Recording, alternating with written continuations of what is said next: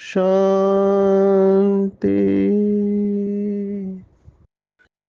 आज 13 सितंबर 2024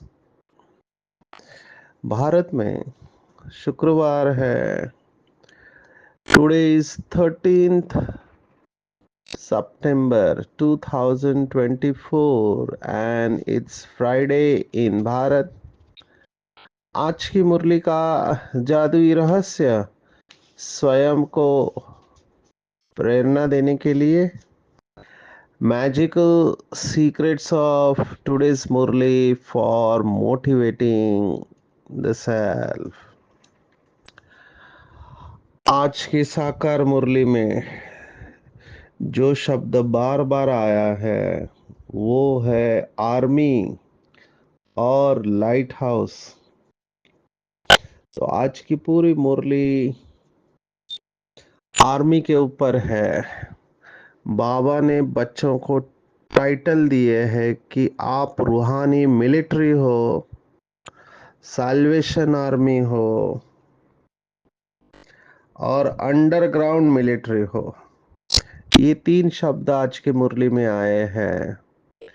दूसरी बात जो आज की मुरली में आई है वो है लाइट हाउस।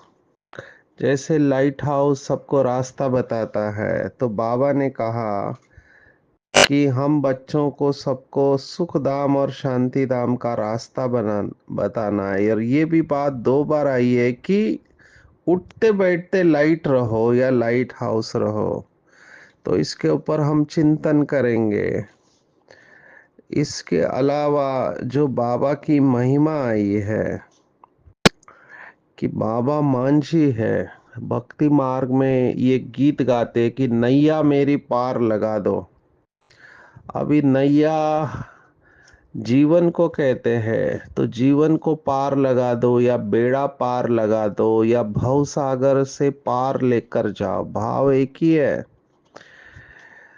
ये संसार समुंदर की तरह है और इसमें हमारी नैया फंसी हुई है, जिसको कर्म बंधन कहते हैं। और भगवान खिवैया है। मांझी आज का शब्द है मुरली का। वो हमारा बेड़ा पार कर देता है, या जिसको वेदों ने या शास्त्रों ने कहा कि विषय सागर से क्षीर सागर में लेकर जा रहा है। तो ये भी एक बहुत अच्छा चिंतन है। फिर बाबा ने आज की मुरली में कहा है कि आदि सनातन हिंदू धर्म कहते हैं देवता का कॉलम ही नहीं है। जो भी कॉलम हम फॉर्म भरते हैं उसमें धर्म में देवता का कॉलम कहीं पर भी नहीं है। वो सनातन या हिंदू धर्म लिखते हैं। और ये एक ही धर्म है जो धर्म भ्रष्ट और कर्म भ्रष्ट होता है। बाकी सभी धर्म इतना पतित नहीं बनते जितना ये धर्म बनता है। और जो अच्छे स्टूडेंट है वो हमेशा स्कॉलरशिप लेते हैं। फिर बाबा की लहर जो पवित्रता की चल रही है वो वरदान में भी आई है कि फाउंडेशन ब्रह्मचर्य है, लेकिन उसमें भी महत्वपूर्ण है दृष्टि वृत्ति की पवित्रता और संकल्पों को शुद्ध ज्ञान स्वरूप शक्ति स्वरूप बनाना। तभी हम संपूर्ण पवित्र बनेंगे। और जिनकी दृष्टि में ऐसे रहम और शुभ भावना हो तो उनके अंदर अभिमान या अपमान का अंश भी आ नहीं सकता। ये आज की पूरी मुरली है। हम शुरुआत करेंगे डिटैचमेंट के ऊपर। पूरा स्पिरिचुअलिटी का आधार जैसे पवित्रता है, अभ्यास डिटैचमेंट का है। डिटैचमेंट अंग्रेजी शब्द है। अंग्रेजी के दो शब्द हमको समझने पड़ेंगे। एक है अटैचमेंट। अटैचमेंट को हिंदी में मोह कहते हैं।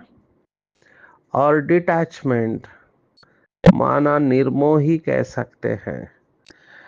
बाबा ने बहुत बार कहा हुआ है कि सतयुग के परिवार मोहजीत होते हैं, सतयुग के राजा रानी मोहजीत होते हैं। माना उनके अंदर कोई मोह नहीं होता है। आज तो बाबा ने बंदर की कहानी भी बताई है। बाबा का टाइटल आज एक आया है कि प्राणेश्वर, माना प्राणों का दान करने वाला। आत्मा को प्राण कहा जाता है।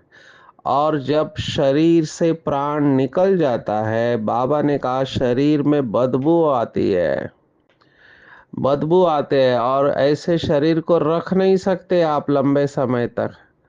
तो ऐसे शरीर को लेकर जाते हैं। तो शरीर की वैल्यू आत्मा के वजह से है। आत्मा नहीं है तो शरीर की वैल्यू नहीं है वैसे। हालांकि आजकल लोग इस शरीर में से भी अंग निकाल लेते हैं, बॉडी डोनेट करते हैं, माना शरीर का दान करते हैं। आंखों के ऊपर एक कॉर्निया नाम की परत होती है, वो परत निकाल के दूसरों के आंखों में लगाते हैं जिनका कॉर्निया डैमेज हो चुका है। कई लोगों को ये भी लगता है कि आंख निकालते माना वैसे के वैसे पूरी की पूरी आंख लगाते, नहीं। जिनका आंख के आगे का हिस्सा जो होता है, जिसको कॉर्निया कहते हैं, बहुत पतला ट्रांसपेरेंट होता है, वही इस्तेमाल होता है। बाकी आंख का कोई यूज नहीं है। तो वो आंख दान करते हैं। कई लोग पूरे शरीर का दान करते हैं। हमारे बाबा के बच्चों ने भी, कईयों ने फॉर्म भरा हुआ है कि मरने के बाद शरीर का दान करना। तो इसमें लीवर काम में आता है, किडनी काम में आती है। वो भी तुरंत कुछ घंटों में उसको ट्रांसफर करना होता है। स्किन का यूज हो सकता है, हड्डियों का यूज हो सकता है। लेकिन वैसे देखा जाए तो बाबा ने कहा महत्व आत्मा का है। शरीर में बदबू आती है बाद में। तो बाबा ने आज उदाहरण दिया, वो है बंदर का। मनुष्य तो शरीर को जलाते हैं, दफनाते हैं, लेकिन जो बंदर है वो बच्चा मरने के बाद भी उसको सीने से लगाए रहेगा, बदबू आए तो भी उसको छोड़ेगा नहीं। इसलिए उदाहरण दिया जाता है बंदर का, क्योंकि सभी विकार बंदर में होते हैं। तो बाबा ने कहा आपको निर्मोही बनना है। जब तक आप अटैच है तब तक डिटैच कैसे होंगे? या तो पुरानी दुनिया, या तो फिर नई दुनिया, या तो विकार खींचेंगे या बाबा खींचेंगे। बाबा ने मुरलियों में बताया हुआ ये रस्सी खींच है। माया आखिरी दाव जरूर लड़ेगी, माया छोड़ने वाली नहीं है। क्योंकि माया का गिराई का आधा कल्प का जा रहा है तो वो पूरी ताकत लगाएगी। तो माया समय समय पर अलग अलग तरीके से बच्चों को अपनी ओर खींचने की कोशिश करती है। कभी माया खींचती है, कभी बाबा खींचते हैं। तो बाबा ने आज कहा कि अगर शक्तिशाली बनना है, केवल शक्तिशाली नहीं, बाबा का शब्द है बहुत बहुत शक्तिशाली। दो बार बहुत बहुत आया है। बहुत बहुत शक्तिशाली बनना है तो डिटैच होने की प्रैक्टिस करो। अब ये डिटैचमेंट सबसे बड़ा विजडम है। विजडम माना समझदारी है। आप देखना गहराई में जब भी आप जाओगे, अनुभव करोगे हमारे दुख का कारण हम कहीं ना कहीं अटैच होते हैं। अटैचमेंट में ही दुख है। जैसे आप डिटैच हो जाओगे तो आप सुखी हो जाएंगे। अभी अंग्रेजी का एक शब्द डिटैचमेंट के साथ ऐड कर देना बहुत ज़रूरी है, और वो शब्द है डिटैच एंड लविंग। अभी डिटैच बोलते ही कई लोग डिटैच माना सब कुछ छोड़ देते हैं, बात करना भी छोड़ देते हैं। ऐसे नहीं होना चाहिए। डिटैचमेंट के साथ लविंग होना बहुत जरूरी है। साक्षी अवस्था के साथ में स्नेह स्वरूप होना भी बहुत जरूरी है। केवल साक्षी होंगे तो आपका जीवन नीरस हो जाएगा। कई लोग इससे डरते हैं कि साक्षी अवस्था तो लोग अपनी जिम्मेवारी को छोड़ देंगे। तो डिटैचमेंट माना अपनी जिम्मेवारी को छोड़ना नहीं है। ये लोगों ने गलत समझा है। डिटैचमेंट माना साक्षी अवस्था में जाना पर अपनी जिम्मेवारी को भी निभाना। इसलिए शब्द आया है डिटैच एंड लविंग, जिसको बाबा हिंदी में कहता है न्यारा और प्यारा। केवल न्यारा बनेंगे तो गड़बड़ होगी, केवल प्यारा बनेंगे तो भी गड़बड़ होगी। केवल प्यारा बनेंगे तो फंस सकते हैं, न्यारा बनेंगे तो रुक्ष हो जाएंगे। तो न्यारे के साथ प्यारा बहुत जरूरी है। अभी न्यारा बन के प्यारा बनना है या प्यारा बन के न्यारा होना है, ये हमको डिसाइड करना पड़ेगा। तो पहला क्या आएगा, बाबा कह रहा है प्रैक्टिस करो डिटैच होने की, शरीर से डिटैच होने की। अभी शरीर से डिटैच होते हैं लोग, संबंधों से डिटैच होते हैं, अपने कारोबार से डिटैच होते हैं। देखो अभी इस समय जैसे कई लोग रिटायर होने तक काम करते रहते हैं, रिटायरमेंट के बाद फिर आराम करते हैं। कई लोग तो रिटायर होने के बाद भी काम करते रहते हैं क्योंकि उनको खाली बैठना अच्छा नहीं लगता है। ये रजोगुण जो होता है ये मनुष्य को खाली बैठने नहीं देगा, कुछ तो कुछ करते ही रहेगा वो। कुछ ना कुछ करते रहेगा। कई लोग अपने घर का फर्नीचर बदलते रहते हैं, उसका लोकेशन, क्योंकि उनको मोनोटोनस एक ही प्रकार का जीवन अच्छा नहीं लगता है। मैंने देखे हैं ऐसे लोग, कपट को बदलेंगे, सोफा को बदलेंगे, बेड को बदलेंगे, कुछ ना कुछ बदलते रहते हैं घर को, क्योंकि उनको वही वही बातें अच्छी नहीं लगती। और इसके विपरीत कुछ ऐसे लोग हैं जिनको जैसा है वैसा ही अच्छा लगता है, उसमें थोड़ा भी चेंज नहीं चाहिए। अब ये सब गुणों के बारे में बताते हैं। ये सतो रजो तमो के अनुसार लोग बिहेव करते हैं, इसलिए भगवत गीता कहती है ये त्रिगुणात्मक प्रकृति है। और आत्मा भी इन तीन गुणों के प्रभाव में आती है। कहने का भाव है डिटैचमेंट एक बहुत पावरफुल अभ्यास है। मुझे याद आ रहा है बाबा ने बड़ी निमित्त बहनों से भी कहा था कि बहुत बिजी होते जा रहे हैं। बाबा ने ये भी कहा था कि जैसे आप आगे बढ़ोगे आप बहुत बिजी हो जाओगे, आपको अपने लिए समय नहीं मिलेगा। अभी मैं इस समय पंजाब में ये अनुभव कर रहा हूँ, कब मैं मुरली रहस्य रिकॉर्ड करूँ, समय ही नहीं मिल रहा है, क्योंकि पूरा दिन ट्रैवलिंग में स्पीच में जा रहा है, नींद भी पूरी नहीं हो रही है। लेकिन फिर हम अटेंशन रखते हैं, एनर्जी को मेंटेन करते हैं। उसके बहुत सारे तरीके हैं, अगर एनर्जी नहीं है तो हम डिलीवर नहीं कर पाएंगे।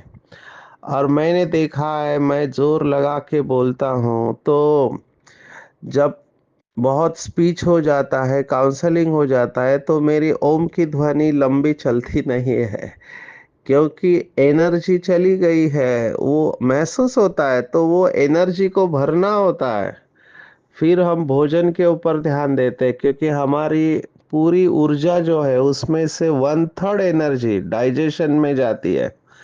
तो जितना भोजन आपका कम होगा उतना आपकी एनर्जी बनी रहेगी। लेकिन एट द सेम टाइम ये भी देखना है कि आप कमज़ोर नहीं हो, डिहाइड्रेटेड नहीं हो, माना आपके शरीर में पानी का लेवल बना रहे, लेकिन ऊर्जा भी बनी रहे और नींद भी अच्छी होनी चाहिए। तो ये बहुत, इसको हम अंग्रेजी में कहते हैं बैलेंसिंग एक्ट करना पड़ता है।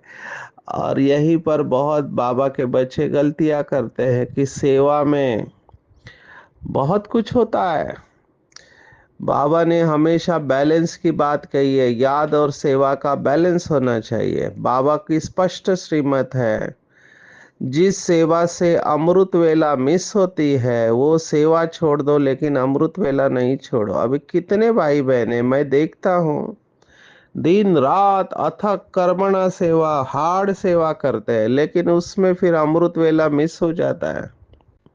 तो ऐसा भी नहीं होना चाहिए। बाबा ने बड़ी बहनों को कहा था, आप बहुत बिजी हो जाएंगे, आपको अपने लिए समय नहीं होगा, खाने के लिए समय नहीं होगा, तो आपको क्या करना चाहिए, बीच बीच में जैसे भी समय मिले तो शरीर से डिटैच होना है। ये बाबा ने दादियों को भी कहा था। ये 1 मिनट की अशरीरी अवस्था, बाबा ने एक मुरली में बहुत पावरफुल महावाक्य सुनाए थे, इसको अंडरलाइन करेंगे। 1 मिनट की अशरीरी अवस्था बाबा ने कहा था 1 घंटे का आराम दिलाएगी। और अगर आप 6 मिनट तक अशरीरी अवस्था में गए तो आपको नींद की जरूरत नहीं है, आप निद्राजीत बन गए, लिटरली निद्राजीत।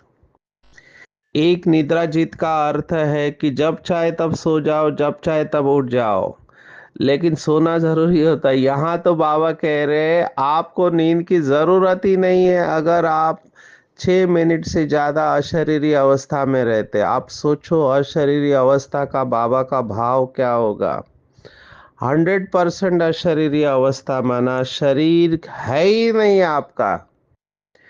जैसे शिव बाबा है, विदेही है, बाबा को नींद की जरूरत नहीं है। आप सोचो, जो पुराने भाई बहने हैं जिन्होंने हिस्ट्री सुनी है वो इस बात को जानते हैं कि अव्यक्त बाप दादा आता था शाम को। आप सोचो, एक दिन बाबा आया शाम को, पूरी रात भर बैठा रहा और दूसरे दिन सुबह गया 10 बजे या पता नहीं अमृत वेला, लेकिन 16 घंटा बाबा था। अब इस 16 घंटे तक बाबा को कोई नींद प्यास कुछ नहीं। बाबा को भोग तो खिलाया होगा, लेकिन अवस्था वही की वही। क्यों? क्योंकि बाबा विदेही है।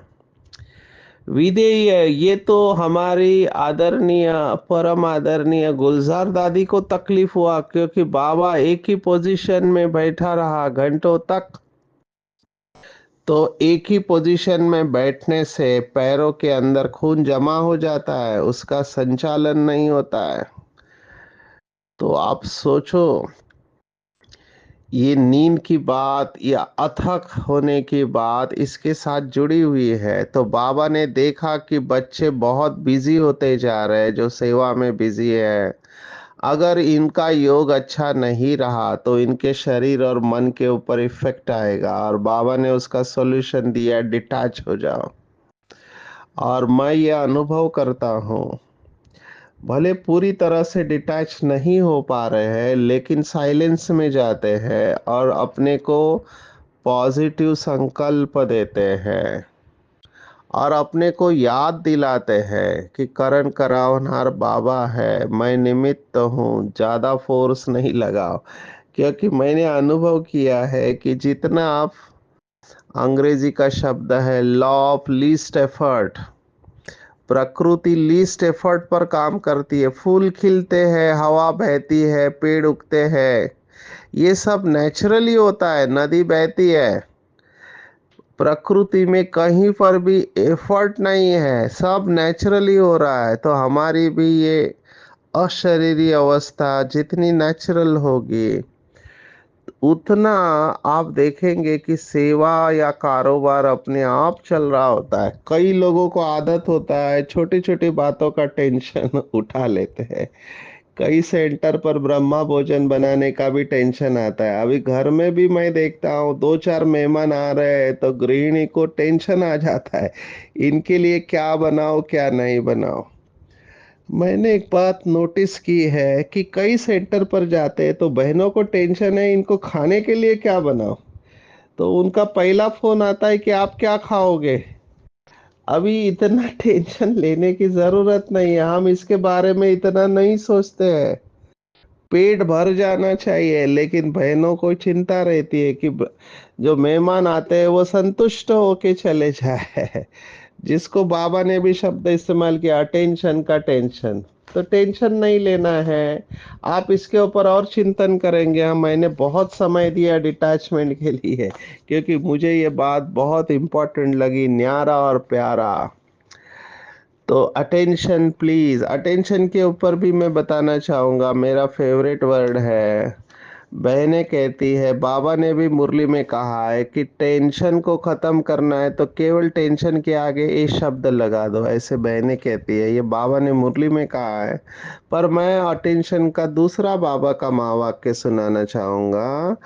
बाबा ने अव्यक्त मुरली में कहा था कि आज भी मेरा बच्चा अगर ज्ञान में आए तो वो नंबर वन ले सकता है केवल एक शब्द, और वो शब्द है अटेंशन। ये बाबा के महावाक्य है। देखो अभी अटेंशन शब्द कितना गहरा है।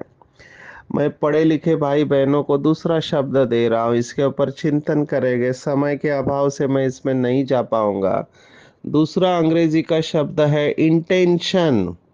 इंटेंशन और अटेंशन, इन दोनों के ऊपर चिंतन करेंगे। अटेंशन, बाबा ने आज कहा, वो मिलिट्री भी अटेंशन बोलती है, तो उसका मतलब है साइलेंस में जाओ।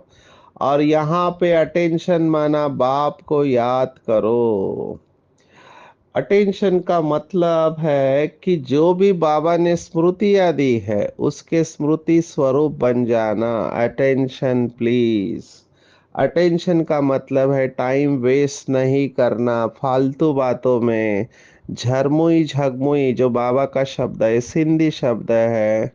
एक दूसरे के प्रति कटु वचन बोलना, एक दूसरे को दुख देना, दुखदाई बोल बोलना, व्यर्थ की बातें जिसका कोई अर्थ नहीं है, मोबाइल में टाइम वेस्ट करना, ये सब छोड़ देना। Attention please.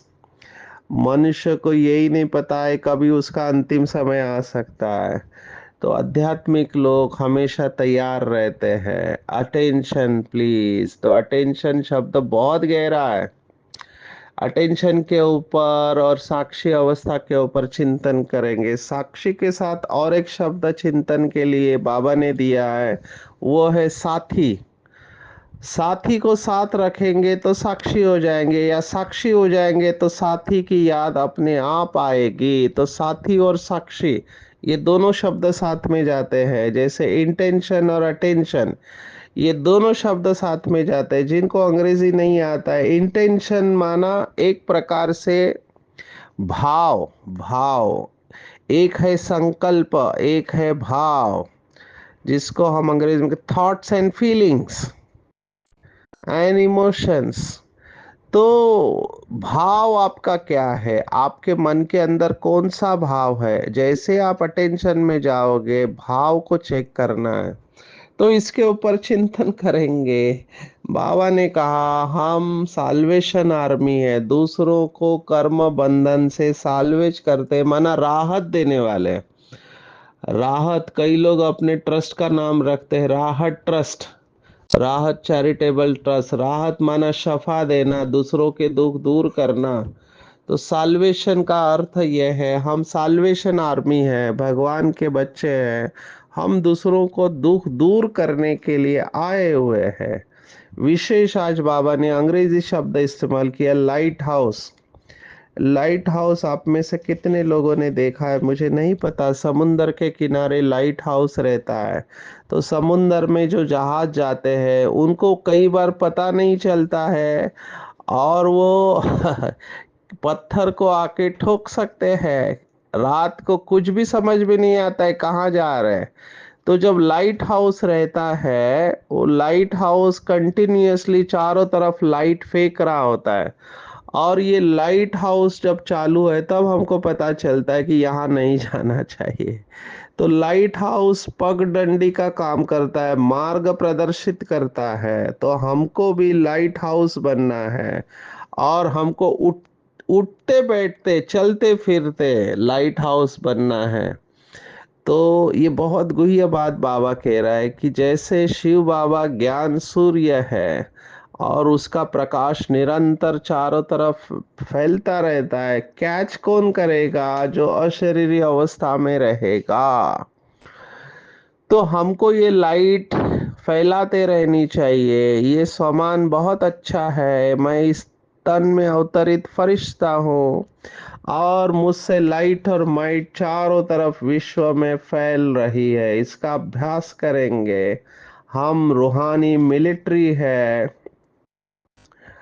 आज बाबा ने फिर से कहा, जो अच्छे स्टूडेंट होते हैं वो स्कॉलरशिप का लक्ष्य रखते हैं। तो हम सब बाबा के बच्चों को ये लक्ष्य रखना है कि हमको स्कॉलरशिप लेनी है। जैसे वो अंडरलाइन मिलिट्री वाले अंडरग्राउंड होते हैं। आप में से कितने लोगों ने बंकर देखा है मुझे नहीं पता। बंकर माना जमीन के अंदर खड्डा करके उसमें छिपे रहते हैं, तो पता नहीं चलता है कि यहाँ पर मिलिट्री है, वो गुम हो जाते हैं। एक और शब्द इस समय इस्तेमाल हो रहा है टेररिस्ट लोगों के प्रति, वो है स्लीपर सेल्स। आपके शहर में ही विदेशी ताकतें अलग अलग रहेगा आपके बाजू में, और आपको पता भी नहीं रहेगा कि ये टेररिस्ट है। इसको स्लीपर सेल्स कहते हैं। माना ये गुप्त रहते हैं, तो हम भी गुप्त unknown but very well known warriors बाबा का शब्द है। हम भी गुप्त है, हमको एक बाप की याद में लीन हो जाना है। इसको बाबा ने कहा अंडरग्राउंड मिलिट्री। जैसे जब हिंदुस्तान पाकिस्तान हुआ, चारों तरफ हाहाकार था, तब हमारी दादियाँ अंडरग्राउंड मिलिट्री के रूप में थी, गुप्त थी। अभी भी बाबा के कई बच्चे गुप्त होकर चारों तरफ वाइब्रेशन फैला रहे हैं। ये बाबा के बच्चों को स्टेज पर अभी आना पड़ेगा, जो गुप्त होके पुरुषार्थ कर रहे हैं वाइब्रेशन फैलाने का। आज के मुरली में वैसे और कई सारी बातें आई है। बाबा ने कहा कि सभी धर्म स्थापकों के नाम से राशि मिलते हैं। इब्राहिम से इस्लाम है, क्राइस्ट से क्रिश्चियन है, बुद्ध से बौद्ध धर्म है। सिर्फ देवी देवता धर्म की नहीं मिलती है, क्योंकि इसको निराकार स्थापन करते हैं। और ये एक ही धर्म है जो धर्म भ्रष्ट और कर्म भ्रष्ट होता है। बाकी धर्म की आत्माएं भी पतित होती है, लेकिन इतनी नहीं जैसे देवी देवता धर्म की। लेकिन जो जितना पतित बनता है वही उतना पावन भी बनता है। बाबा ने आज की मुरली में कहा कि हमारा फाउंडेशन है पवित्रता, और हमारा लक्ष्य है बाप समान बनना।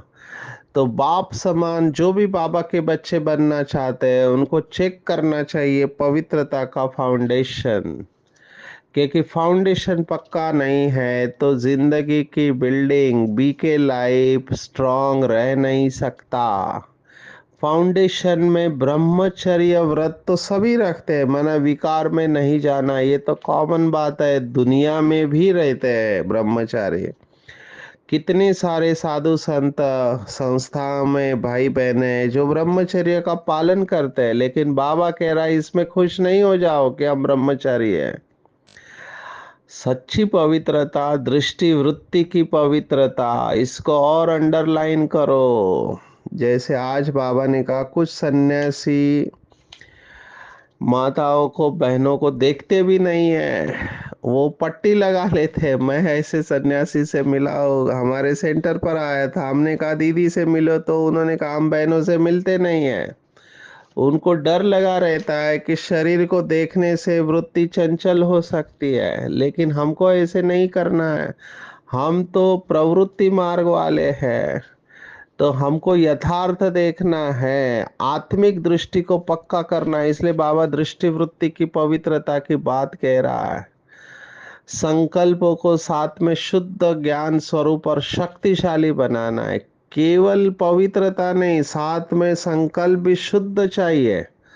बाबा हमेशा कहता है संकल्प और स्वप्न मात्र भी पवित्रता चाहिए। अभी इसमें बहुत कमजोरी है। बाबा कह रहे हैं संकल्प में विकल्प आ जाते हैं, देह को देख के देह के संकल्प जागृत हो जाते हैं। बाबा ने कहा इस कमजोरी को समाप्त करेंगे, तभी संपूर्ण पवित्र बनेंगे।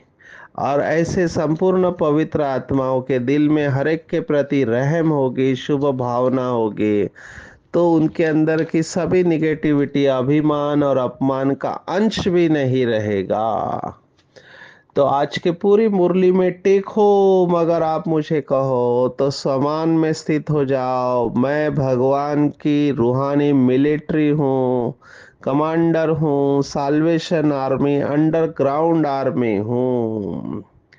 अटेंशन प्लीज प्राणेश्वर बाप दादा मुझे संपूर्ण पवित्र बनाने के लिए आया है, तो क्यों ना मैं स्कॉलरशिप लूं। दृष्टि वृत्ति की पवित्रता को बढ़ाते जाना है, आत्मिक दृष्टि पक्की करनी है, आत्मिक स्मृति, आत्मिक दृष्टि, वृत्ति, स्थिति, ये चारों ही बातें कनेक्टेड है। चिंतन करना है कैसे बीच बीच में समय मिलते ही डिटैच होना है, डिटैच होना है, पर न्यारा के साथ प्यारा भी रहना है। दृष्टि में हर एक के प्रति रहम और शुभ भावना रखेंगे तो अभिमान और अपमान का अंश भी समाप्त हो जाएगा। अच्छा, ओम शांति।